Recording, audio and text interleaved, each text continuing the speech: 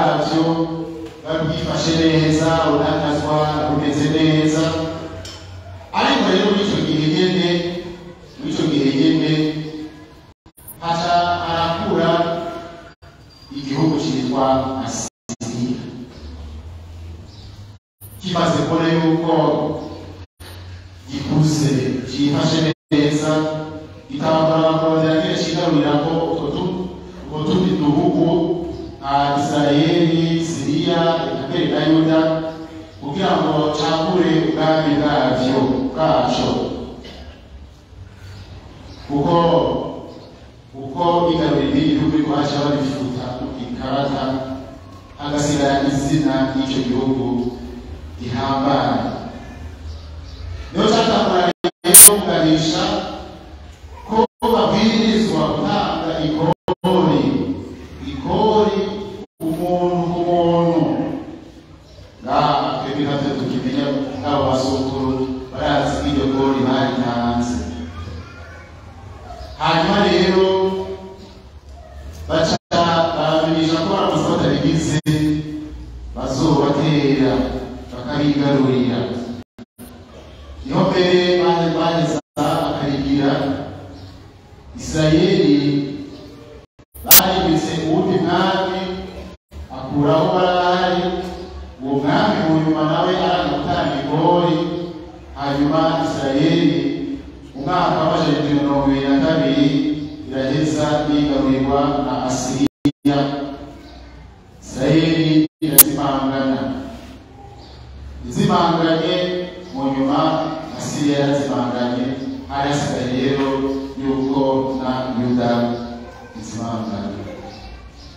Abazi akahise Isirayeli y'ubu dufise uyu munsi, hari uyu munsi ku isi isubiye kubaho umwaka w'ibihumbi n'amajana 948.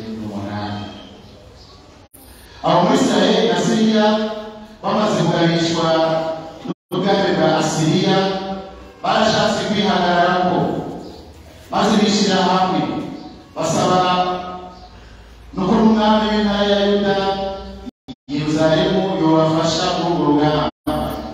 Aho hari umwaka w'amajana 235 imbere y'uko Yesu aza ku isi. Akazi umwami wa Yuda yaravyanse gutinya Asiriya ko cyari igihugu gikomeye cyane. Yatinye yuko cohava kimutera. Acasaba mbere yuko Asiriya coheza ikamushigikira, kuko abo muri Isirayeli n'ab'i Damasi muri Siriya baciye barondera gutera Akazi mu ntara ya Yuda. Inkurikizi zabyo rero nuko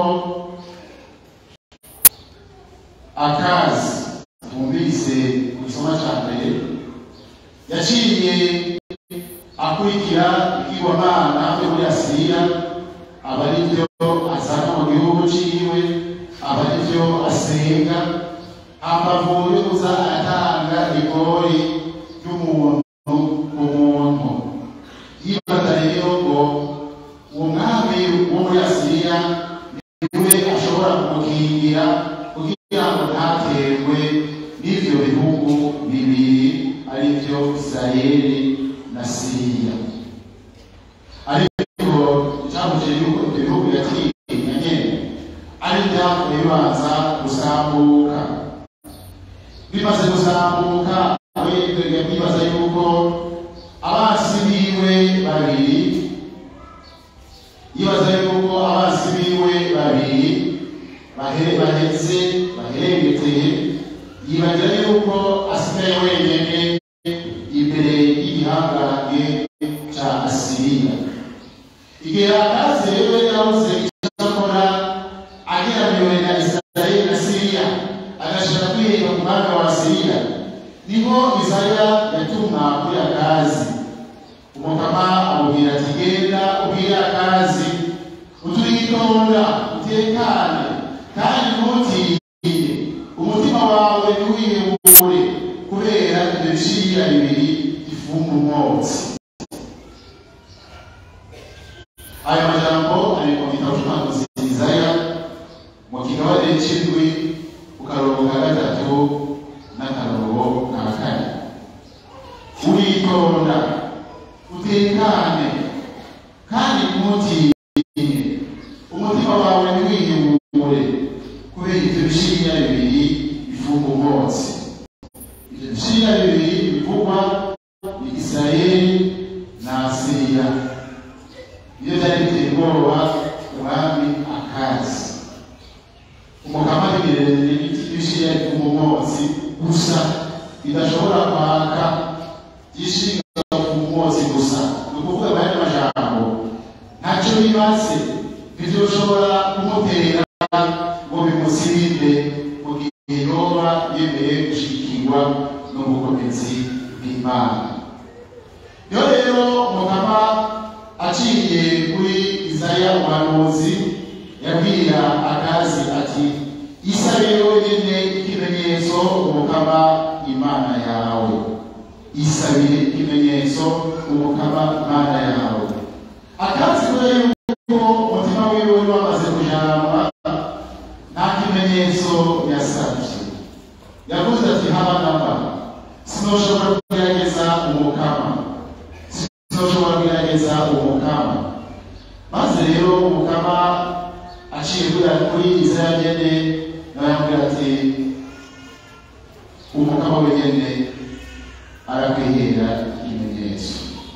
Tega amatwi muryango wa Dawudi, murarambirwa no kuruhisha abantu, kuruhisha abantu urumva baguma batanga amahori, umuntu wese akwiga gutanga ihori by'agatekiwe.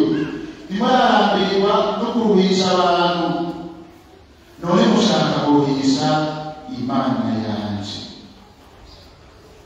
Tugire Kristo.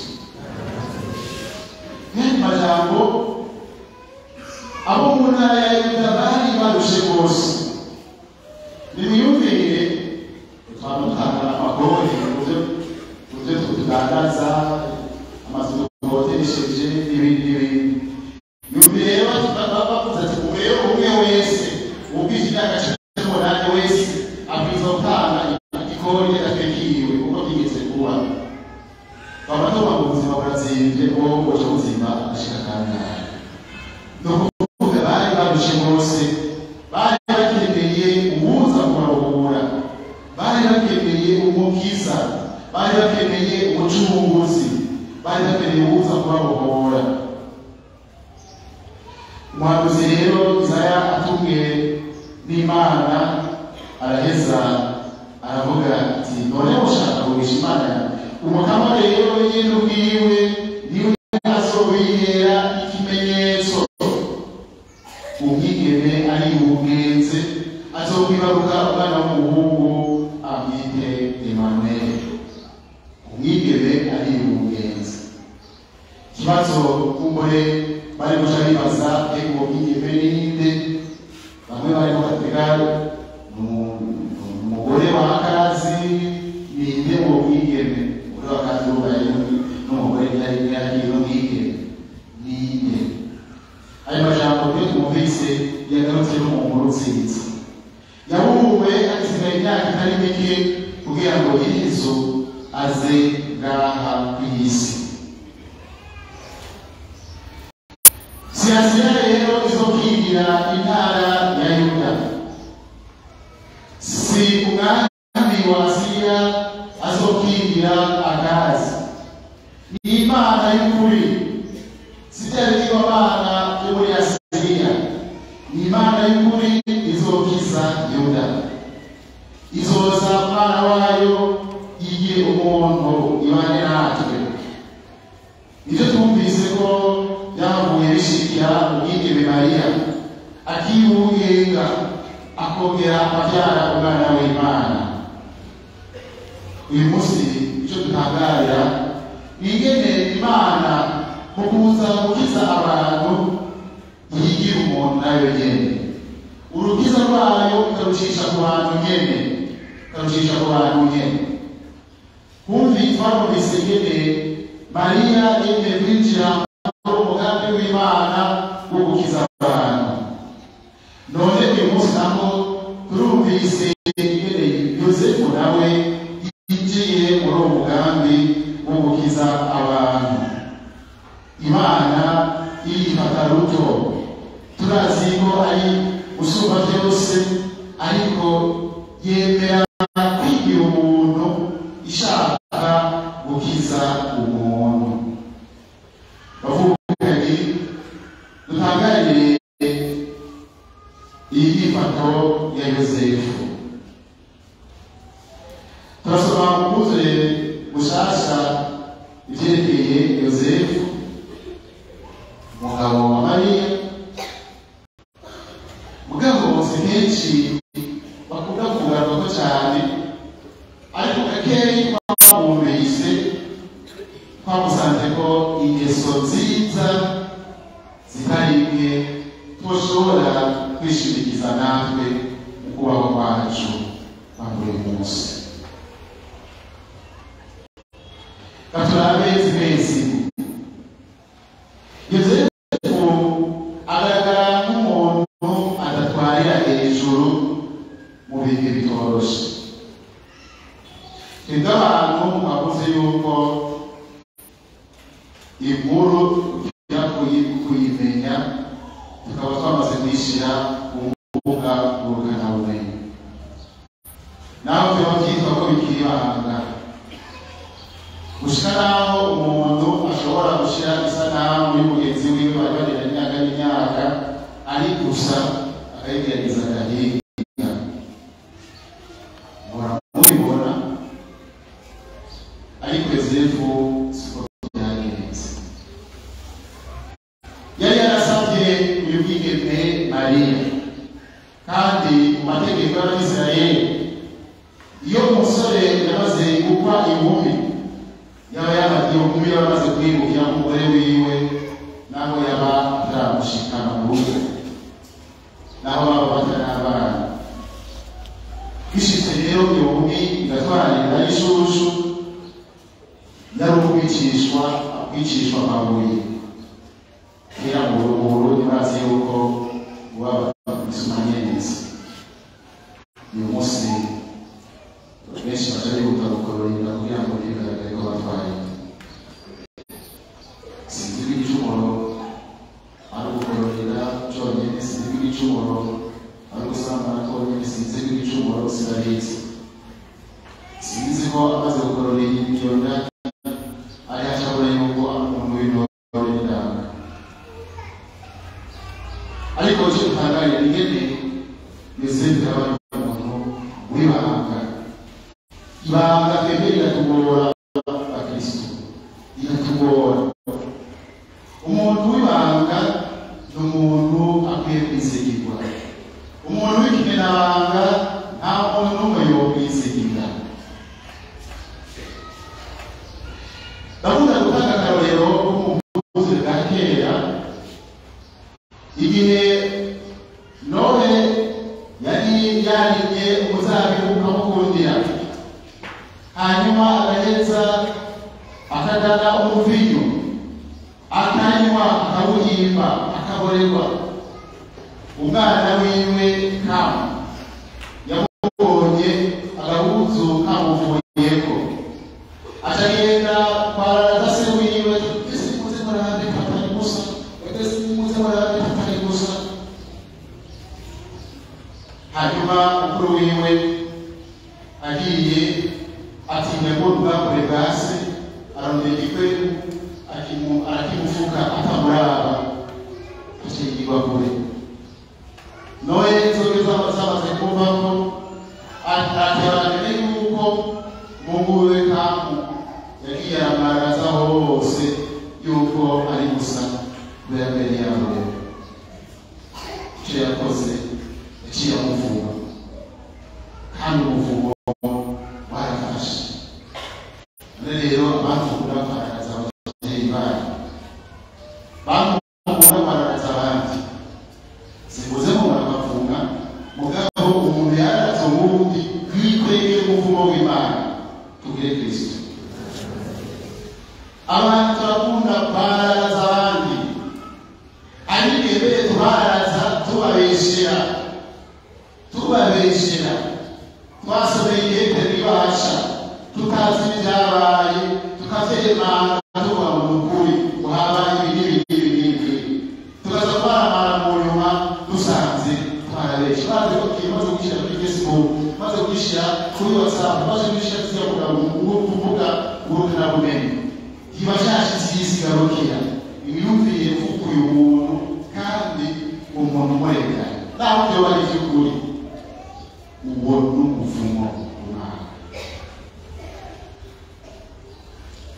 Yosefu rero yashatse kwaragaza uyu mukunzi wiwe Mariya, yashatse kumurebera mu mpisho, ariko umumarayika w'Umukama araheza araza aramuha umuco ukwiye kuvyerekeye uwo mwigeme Mariya.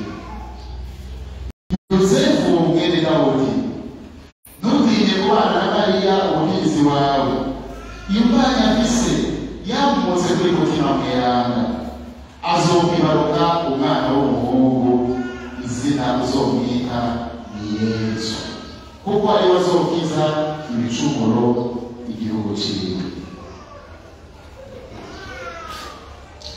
Yesu afise pere ukone afise se. Namwana no afise agira pere ukone. Mwigeme utwari kazishushu. Nimuzoza kwandikisha umwana umwandikishe pere ukone. Ugutera igicucu gutera igikomere umwana. Aragenda muri pasipije naheruka umukuru w'igihugu yahora kera bikuyeho. Aragenda muri pasipije gusa umwana we yamase urane mwarike kasagira amufise. Yamase vuga babwiwe ko umwana afise se. Barashaka yuko no kumusabira disi mugamba pati bandika yuko atasabisi. Afise se. Musabira umwana muhereye ku gicumuro kuko iyo afise mu gicumuro bizofata neza. Afise ibora afise n'ubwose atamwemeye cyongere gusa. Nta mwana agira se. Rero umwana igihe azokurira akabona abandi bose bandigisha kw'ishuri papa ni naka mama ni naka, hanyuma agasanga umwana nta se agira, afise nyina kuko nta se agira, uwo mwana igikomere kizomuvura gute? Tugire Kristo. Nta mwana atagira se, nk'uko ata mwana atagira nyina. Yesu bo batoye bisanze bamutanga ko navyo nyene vyeze, ubu niho biba bigoye kuvuga ngo se n'umuriro nyina n'ubuyo. Mugabo waramwibarutse ukaja kwandikisha ko atagira se, kumutera igikomere kizokugora kuvura. Ikindi tutangarira muri Yosefu nongene akamwana w'agacere kugira ngo ashobore gufata ingingo irashe, ingingo ihuye n'ugushaka kw'Imana. Agacere abantu benshi dukunda gutwarwa n'urwango rwinshi, mbere abenshi ushima tukakunda n'agacere. Hariho abasore b'ubu n'imizungu abagenda bazibira amatwi, bashize amayekuteri mu matwi kuko nta kintu bashaka kumva ubuzima bwabo. Ndibuka kuri petit seminaire naravuga umuntu ariko yibiriza telefone, imiziki kuri telefone yaciriye amatwi, hanyuma nahise ndashika inyuma yiwe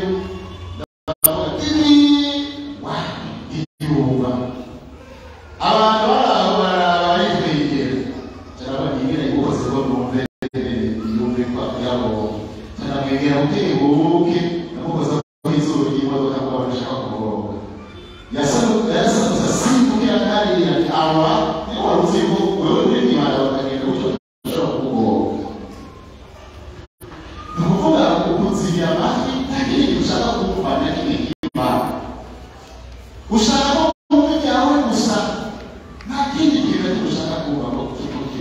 ukajya wibarabara waziriye amatwi.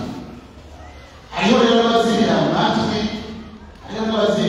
batarinze gushiraho ibiti cyangwa amayekuteri, bati genda kimwe ntubwire na kimwe sishaka. Usanga umwana ubwira umubyeyi wiwe, usanga n'ababyeyi babibwira hagati y'abana bumva, usanga n'abantu bamwe babibwirana sishaka. Agaca rero ashira n'urundi rwabo ubuza kumviriza ibyo bintu. Umuntu atagiye mu gacere k'ubuzima ashobora guhura n'Imana. Umuntu atagiye mu gacere k'ubuzima ashobora kumva icyo Imana imushakako, imuyakira. birakeneye natwe rero gufata agacerere nka Yosefu kugira ngo tutambure ibinyegezwa by'iranga kuri twebwe. Yosefu amaze kwinjira mu gacerere k'umutima wiwe agaheza agatanga yuko hari uwundi muntu amurusha ububasha ashatse kumwinjiza mu mugambi wambaye wo kw'isi. Yaciye yemera ko ishaka ry'Imana rirambuka kumwe kwa Bikira Mariya. Ico rero cyo rero twabarira kuri Yosefu. Yosefu yarabona Bikira Mariya yashatse kumwaraza, ariko amaze kumenya inkomoko y'Imana nawe nyene yinjiye mu mugambi w'Imana, yemera ko umurezi wa Yesu, gutyo yifatanya na Bikira Mariya umugambi wo gukiza isi. Imana ibacako kugira ngo umukiza w'isi avuke urugo rwuzuye rurimo umugabo n'umugore, urugo rw'i Nazareti. Natwe rero bavukanye turakwiye kwemera kurangura ugushaka kw'Imana mu buzima bwacu, tukemera yuko Imana natwe iducako kugira ngo ikize abantu bayo. Nk'abakristu turakwiye kuba twigana intwari Bikira Mariya na Yosefu n'abandi beranda bagenda ibanga n'ubuntu kugira ngo umuhango w'ubuzima bw'umwuzurira tubitiriye urambuke. Dufatire kandi akaza kuzirikana ivyabwiwe akazi. Imana yo ubwayo niyo ishobora kudukiza ibitugiraniye twe byose. Murazi yuko harute ubwoba n'imyitwarariko y'ubuzima bwawe, tugashaka kurondera ibitukigira ahandi, kandi Imana ari ubwayo ishobora kudukingira ikadukiza. Yakenshi rero turondeye kwiramira niho dupfa, niho tugwa. Turakwiye kumera nk'akana gatoyi kizigira umuvyeyi muri byose, kizigira umuvyeyi muri byose. Kabere ko umuvyeyi ariwe aturamira, umuvyeyi ariwe atwitwararika, umuvyeyi ariwe amenya ko dushonje, umuvyeyi ariwe amenya ko tunyotewe, umuvyeyi ariwe amenya ko tukeneye kwambara, adukeneye abona ko dukeneye byose akabiduhereza. Iyo tugiye kubironderera, iyo tutabika kubironderera, akenshi tubiherayo. Iyo tutagize Imana wigisanisho tukubwire tuveyo hakiri kare. Hariho inkuru imwe bakunda guteranye kugira ngo batwereke tugize kwisigira umukama. Hari umuryango umwe baba muri etaje, sinzi ngo yari etaje ya kane canke ya gatanu, hanyuma muri etaje hadukamo umuriro, harasha. Abavyeyi babibona hakiri kare, baca baramanuka, bibuka yuko umwana yasigaye hejuru, none ko umuriro wabaye mwinshi, uwo mwana bafasha kumukiza ngo izomurogora gute. Akana gaca mw'idirisha ora n'umwasize, se umwana aravyera ziruswe kudoga y'umuriro bikwakura narisindokora. Aca abwira umwana ati koroka mwana nawusama, turasama niko nawusama.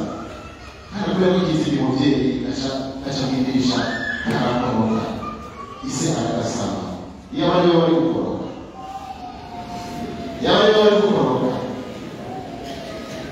wari kubarugora na etaje intera ngana bose bajyana bamushikana n'amazi sanza nagiye umuntu yaho kuko ari kizigiye umuvyeyi ko aza ugasama muri yiwe ntakoze. Nitwishyire ku kibanza cy'uyo mwana, ubuzima ducamo tuba twihebura butandukanye. Warabuze akazi, warabuze icyo urya, warabuze kugaburira abana, warabuze gutera ibintu. Babisanga rero kurondera inyishu y'ibyo byose, urabagiye kwisambanya, urabagiye kwiba, urabagiye kwica, urabagiye kubapfumu, urabagiye bajya kuronderera ahandi. Nk'uko kwa Akazi yagiye kurondera ku mwami wa Asiriya, akemera akemera gusengera ibigomana byo muri Asiriya aho kuba yihetse mu mugambi w'Imana. Iherezo rya byose urabomoka. Umugabane badashobora kurengukira niyo tubwizwa kwamba twishimikije, niyo tubwizwa kwamba twizimiye. Sasa rero kama kugira ngo aduhe umutima w'ukumubona w'ukumwizigira muri byose. Amen.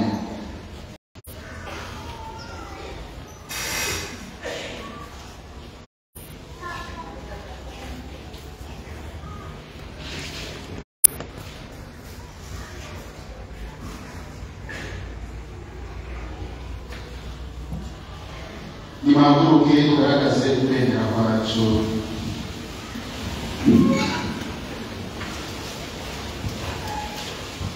Nene imani mwe udende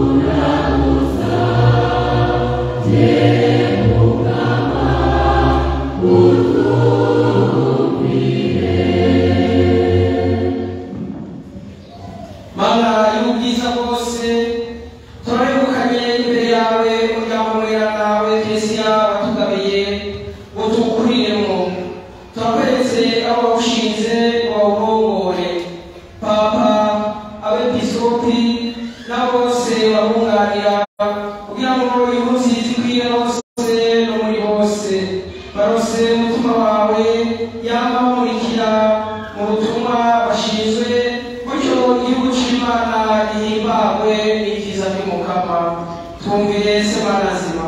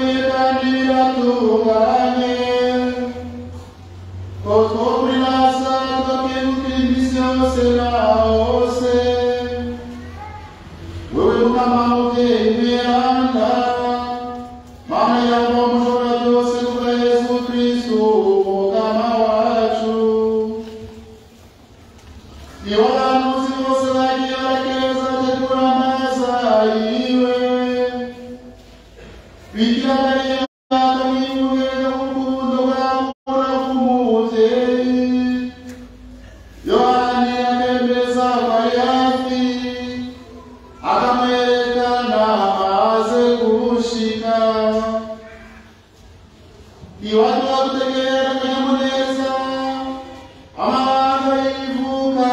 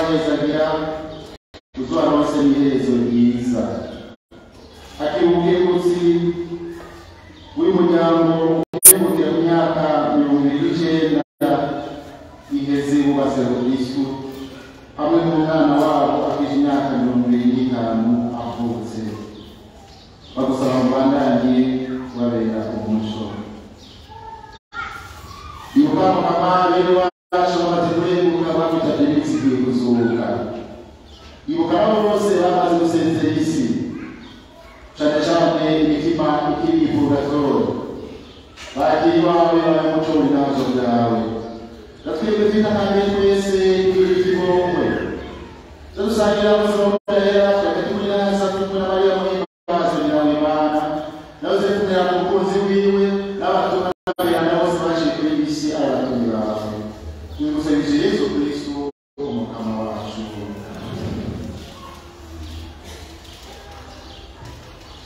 Amen.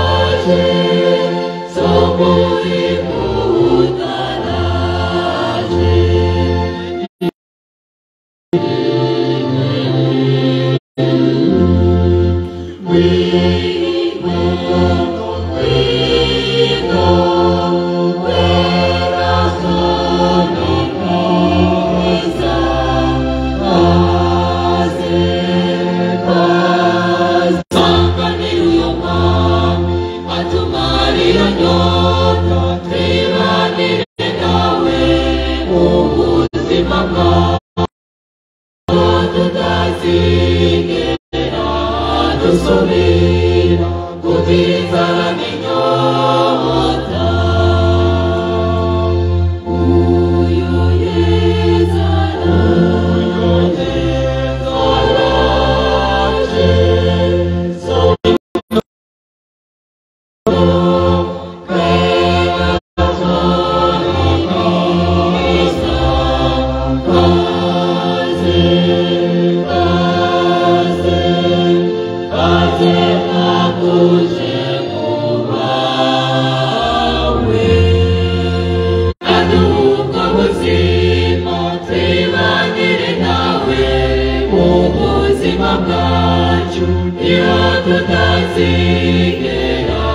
dusubira kugira inzara n'inyota. Uyo Yesu araje, araje, somuzi mundaraje.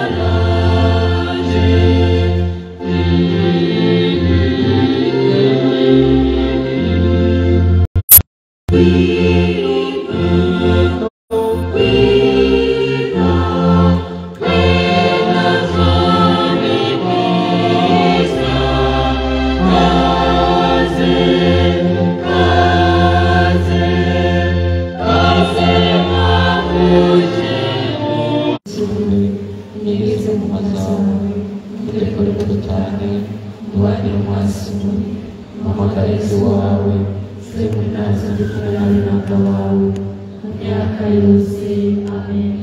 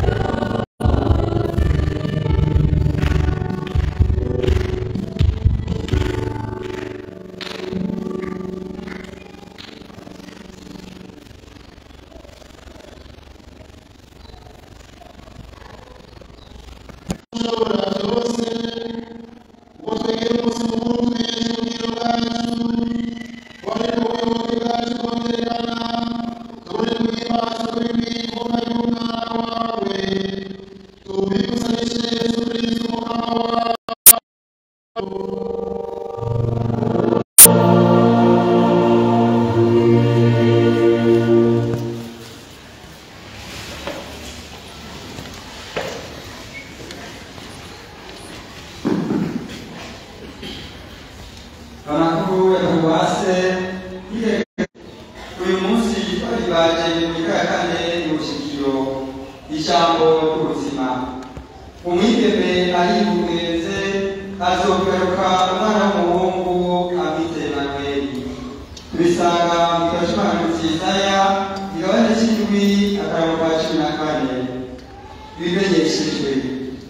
Padiri mukuru arakegukiye abatanzirana bo ku birenzo mu ngoro y'Imana, umuryango w'Abacici watanze ibihumbi 10, umukristo w'umubano wa Karuhanga watanze ibihumbi 10, umukristo w'umusoro yatanze 30, uwundi mukristo w'umusoro yatanze 40, umuryango w'umusoro watanze 50, umubano mutoyi w'umukristo wa Rosero Mweranda w'umusoro watanze 50, n'umwana w'Abacici watanze 50. Padiri mukuru arakegukiye kandi abatanze intererano yo kugura pasera yo mu Mwenga. Umukristo yatanze 10,000, uwatanze 20,000, n'uwatanze amashiringi 500 yo muri Kenya. Imana irayezagire. Padiri mukuru aragejeje umuryango wa Kristo ko mu ntumbero yo kwitegurira guhimbaza umunsi mukuru wa Noel hateguwe n'isine y'inyigisho n'igisabisho evangelisation. Kuva ku munsi wa kabiri 2022 umwaka gushika ku wa gatanu 2023 umwaka imisa yo kugoroba isohotse. Ku munsi wa kabiri no ku wa gatanu hatumiwe abakristo bose. Ku wa gatatu hatumiwe abasiribateri. Ku wa kane hatumiwe urwaruka rwose rutarenze imyaka 18. Ku munsi wa kane hazogushengerera Yesu mu Karistiya ise mu gitondo gisohotse. Hatangwe isakaro ry'igongwe guhera isaha 9:30 zo ku muhingamo. Kaze dusangire imigisha y'Imana. Ku munsi w'Imana uza tuzohimbaza umunsi mukuru wa Noeli. Mu mwanya wo kwegurira Imana tuzotanga intererano yo buri kibanza dusengeramo mu Mwenga Harambe. Amabasha turerekana imbere y'isengero. Muratumiwe mwese mu giteramo cy'indirimbo z'Imana cyateguwe na Korali Kinasheri kiza gutangura uyu munsi igihe cy'isaha 10:30 muri Grande Salle. Ku munsi wa gatandatu hazoba igiteramo cya Noeli kizotangura isaha 11. Abana bitegurira umusanga wa mbere baza guhabwa isakaro ry'igongwe umunsi wa gatatu isaha 9:30. Bazohabwa ikomunyo ya mbere ku munsi mukuru wa Noeli mu misa ya kane izotangura isaha 4:30. Kuri uwo munsi nyene hazotangwa abatisimu y'abana. Abavyeyi hamwe n'abana bazosangira basabwe kuba bahejeje gutunganya amakete yabo ku munsi wa kabiri. Abari mu mihari indwi bose baratumiwe ibikorwa byo gusukura ibibanza bya paruwase ku wa gatandatu uza isa mu gatondo isohotse. Ubuyobozi bwa kaminuza mpuzamakungu yitiriwe Ekate buramenyesheje abanyeshuri bari mu mashuri yisumbuye batoye ikibazo cya leta batatoye ko iyandikwa ibandanya. Iryo niryo basoma ku kibazo cy'amakuru. Abitegurira kubaka Kristo. Leno Jivency Yanga wo mu Kanyosha azokubakana na Colombe Colineza wo kuri katedrale y'Inamuri. Ore Erongo wo mu Kanyosha azokubakana na Nadia Gabriela Nahimana wo mu Kanyosha.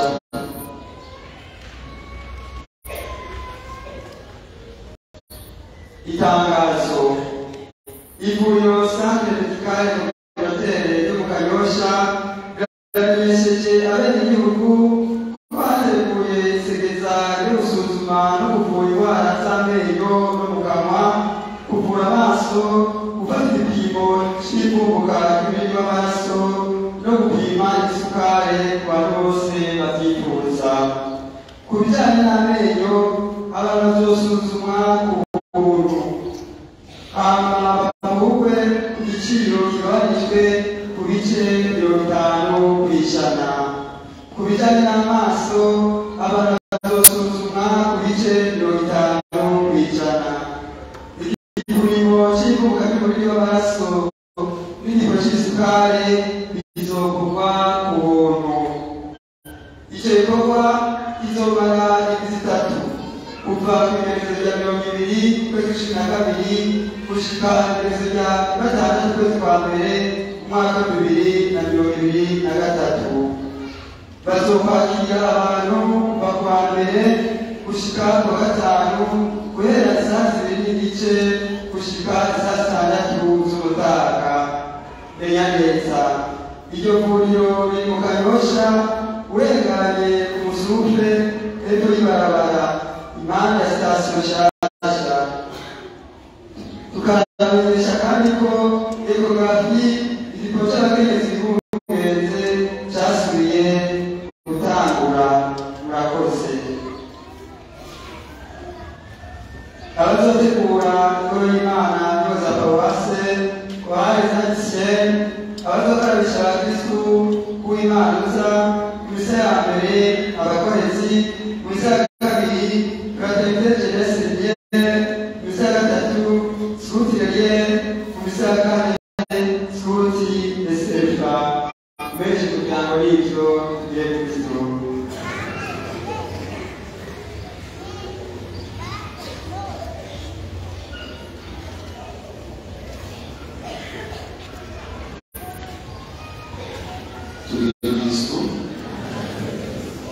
agomba kubibutsa abakozi b'itangazo bariho kugira ngo indirimbo z'Imana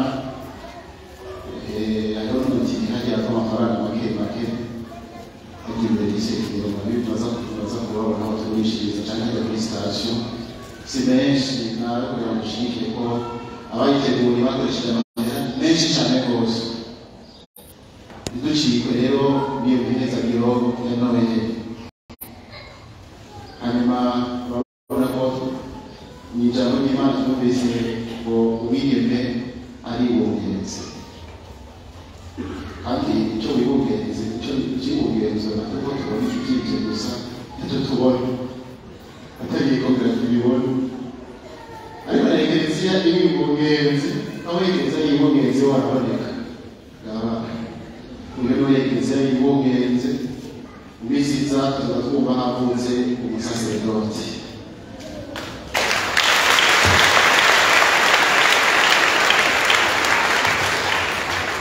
Rero umudiyakoni wo muri diyoseze ya Rutana uciga kuturamutsa so ngahe Bujumbura no muri diyoseze ya Rutana ngabo Bujumbura iwabo w'abantu iwabo wabo bose.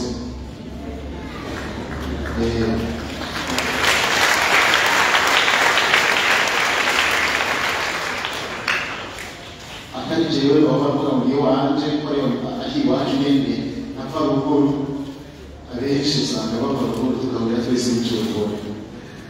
None rero yitwa Diakoni Tarsis, ni mu musabire kugira ngo ntazobe fose bush, musabire kugira ngo inda izovuke neza kuri Kristo.